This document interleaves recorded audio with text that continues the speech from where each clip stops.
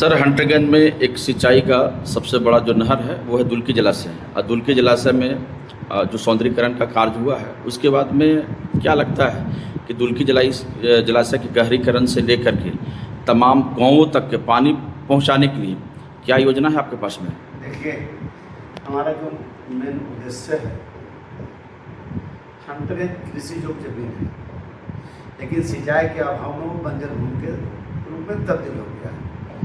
हमारा पूरा जोर है, जैसे घोड़ाघाट हम नहर देख रहे हैं, बिहार पानी जा रहा है, झारखंड के पानी बिहार में जा रहा है, हम लोग केवल टुकुर टुकुर मुँह देख रहे हैं। उसी तरह से हमने स्थानीय के जिला प्रशासन खासकर उपायुक्त जी ने कहा है कि घंगरी के निकट जहाँ उपयुक्त लगे तकनीकी अधिकारी, इंजीनियर डिपार्टमेंट के अधिकारी आ जाएं और जांच प्रतिवेदन बना करके, जैसे हम लोग बनाते हैं उसको क्या बोलते हैं, बियर बार, तो बियर बार बना करके जो नदी में अधिक पानी आवे नदी में चला जाए, जब कम हमको जितना पानी की ज़रूरत है हम अपना दुल्की जलाशय में जाकर मिलाएंगे और हमको बहुत लागत नहीं, 3-4-5 करोड़ में वो बांध बनाया जा सकता है। और जिसमें हमको लगता है कि 20,000 से ऊपर 30-35 हज़ार एकड़ जमीन सिंचाई होगा।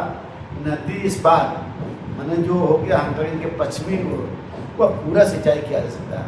आपने कहा कि दुल्की बनाने से वो दुल्की से माकूल पानी हम नहीं दे सकते हैं, क्योंकि दुल्की के सीमित है, उसके बाद स्टोरेज, उसे दुल्की हो गया, गोसाई जी हो गया, हिरिंग हो गया, भूंदल हो गया, आप ज़्यादा से ज़्यादा आपको हंटरगंज की जो पश्चिमी आप हंटरगंज बाजार, उससे आगे तो बढ़ेगा नहीं। आपने हाथ बना दिया गोसाई जी तक, पानी तो वहाँ जाएगा नहीं। हमारा मेन उद्देश्य यही है कि हम किसान के लिए सिंचाई, देखिए आज जगजीवन वो नहीं है, लोग नाम लेता है डेयरी होम्स के बाद जो नहर बनी है। आप चले जाइए प्रतापपुर के बगल में एक गाँव घोरीघाट है, घोरीघाट में नहर बन रहा है ना, आप कल्पना नहीं कर सकते हैं। हम कहते हैं कि हम खनिज राज में रहते हैं, हम संपन्न राज में रहते हैं, ये बिल्कुल नाम क्या है। सरकार की कोई मंशा नहीं है कि आप किसान को समृद्ध कर दे, किसान समृद्ध हो जाएगा, आपके पास कटोरा लेकर नहीं जाएगा भीख मांगने, वो अपना खेती बाड़ी करके जीवन बसर कर लेगा। घोरीघाट में बना रहा है, आप जाकर देख लीजिए, सिकंदरा बगल में आपका घोरीघाट बन रहा है जी जी। तो नदी को बांध करके झारखंड में बांध रहा है वो जी। और हम लोग को आपत्ति नहीं करे, पानी हम लोग क्या करेंगे? झारखंड में बांध करके पानी ले जा रहा है वहाँ, हम तो वहाँ रोक भी सकते थे कि हम झारखंड में नहीं बने, क्या करेंगे? पानी तो अल्टीमेटली चलिए जाएगा बिहार, गंगा में चला जाएगा। सदुपयोग नहीं करते हैं और राज्य सरकार के हम खिलाफ नहीं बोल रहे हैं, राज्य सरकार के मंशा साफ अगर रहता तो सर्वे कराती कि हम सिंचाई जो जहाँ जमीन है हम उसको कच्चा बांध बना करके, पक्का बांध बना करके हम पानी कैसे मुहैया करा सकते हैं, हम सिंचाई के लिए पानी कैसे दे सकते हैं, इस उद्देश्य से सरकार को काम करना चाहिए। आप पलामू चले जाइए, सबसे टॉप इलाका पलामू पूरा है, वो पूरा ड्राई रहता है, मैंने पानी रहता ही नहीं वहाँ, ड्राई जोन हम कह सकते हैं उसको। लेकिन इतना बांध झारखंड के हम कह सकते हैं 60%, पूरे झारखंड राज्य के 60% बांध बना हुआ है वहाँ सिंचाई के लिए पलामू में। पूरे राज्य के जो बांध होना चाहिए था वो पलामू में, लेकिन कोई काम का नहीं है, पानी नहीं है वहाँ। हमारे यहाँ पानी है, हम डिपेंड कर रहे हैं, कैसे इसको होगा?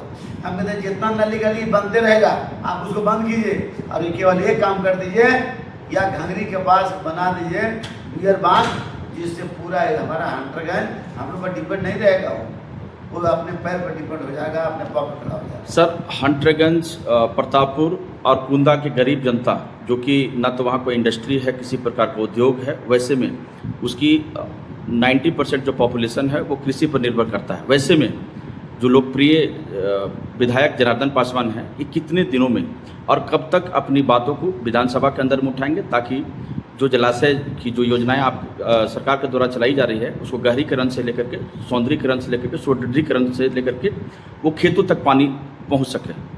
देखिए, मैं पत्र भी दिखा देता हूँ, हम कितने तारीख को यहाँ जिला प्रशासन, मैंने खासकर उपायुक्त से मिल करके आवेदन में दिया हूँ और उन्होंने आश्वासन भी हमको दिया है कि हम इसको प्रयास करके बनवा देते हैं।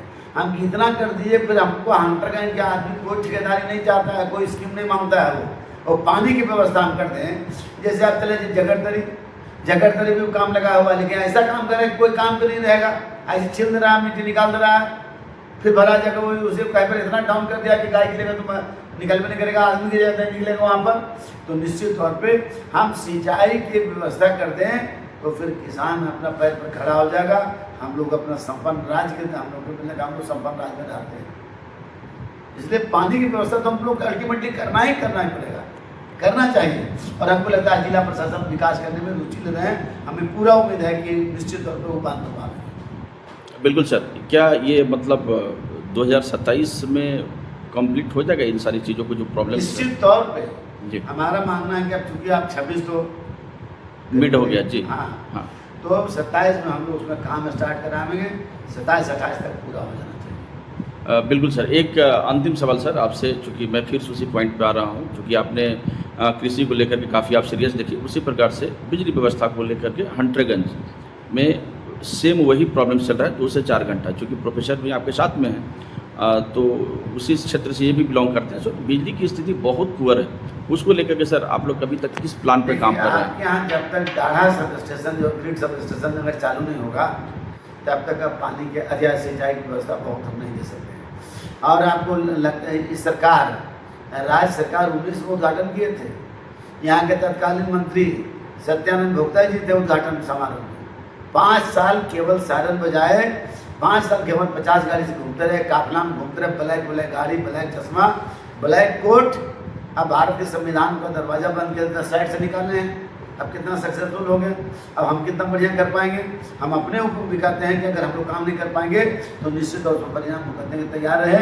लेकिन आने वाला दिन में मैं विश्वास दिलाता हूँ कि हम एक महीना दूसरा महीना मैं बोल रहा हूँ कि लगता है 1 महीना और समय हमको दे दीजिए, इसमें डाढ़ा भी आपको जो 19 पुल नहीं गाड़ा है, जिससे चलते आपको कनेक्टिविटी नहीं हो रहा है, 19 पुल गाड़ देगा। अनुमति हम यहाँ भेज दिया सब लोग, जैसे अनुमति मिलेगा हम जितना जल्दी हम इसको चालू करा के 20-22 घंटा लाइन देंगे। ठीक है, धन्यवाद सर।